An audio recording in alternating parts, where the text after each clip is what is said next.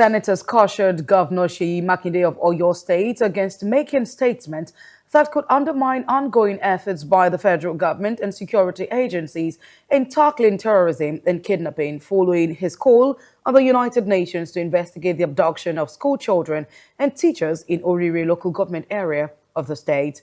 The warning formed part of resolutions adopted on Tuesday after lawmakers considered a motion sponsored by Senate Leader Opeyemi Bamidele on the successful rescue of 39 abducted pupils and 7 teachers in the local government area, as well as the sacrifices made by security personnel during the operation.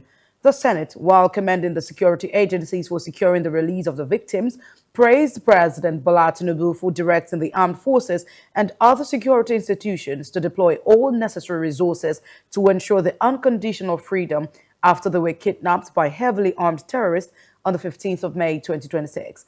According to lawmakers, the rescue mission lasted more than 50 days and culminated in the release of the victims on July 10. They said the operation also led to the arrest of 8 suspected terrorists, while several others were neutralized. The Senate noted that the mission reflected a growing professionalism, operational efficiency, and interagency coordination among the armed forces, intelligence agencies, and other security institutions involved in the operation.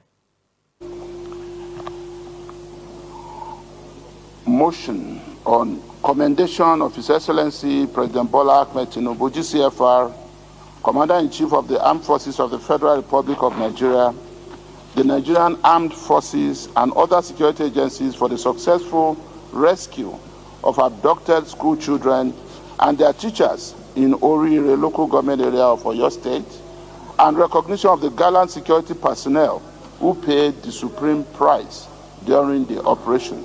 I'd also like to join my voice in appreciating the efforts of Mr. President and the Army and every other persons who were involved in the rescue of the children and the teachers.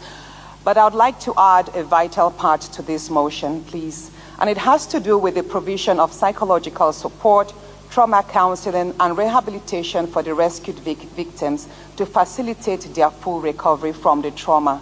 And if it may be extended to every other kidnapped victims. We shouldn't just rescue them and expect them to reintegrate into the society. It's often not easy because most of them will suffer from PTSD and all whatnot. So in summary, the need for us to incorporate the provision of psychological support, trauma counseling, and rehabilitation for the rescued victims, not just for the Oyo victims, but every other kidnapped victims. Thank you. But Mr. President, I read this morning in newspapers and I've seen it even with the electronic. The governor of Oyo State calling on the United Nations to investigate the overall circumstances surrounding the kidnap and even the rescue. I thought that was the most unstatemanly. He was carrying partisan politics too far, and this Senate should condemn his unguided statement. Nigeria is a sovereign nation. When we wake up and call on foreign authorities to investigate, this is one case in which our armed forces have shown that without paying ransom, even if it meant that these children and some of the elders had to be in captivity for almost 2 months, that the armed forces were working quietly to have these rescue operations, which, as well captured in this motion, led to some loss of life.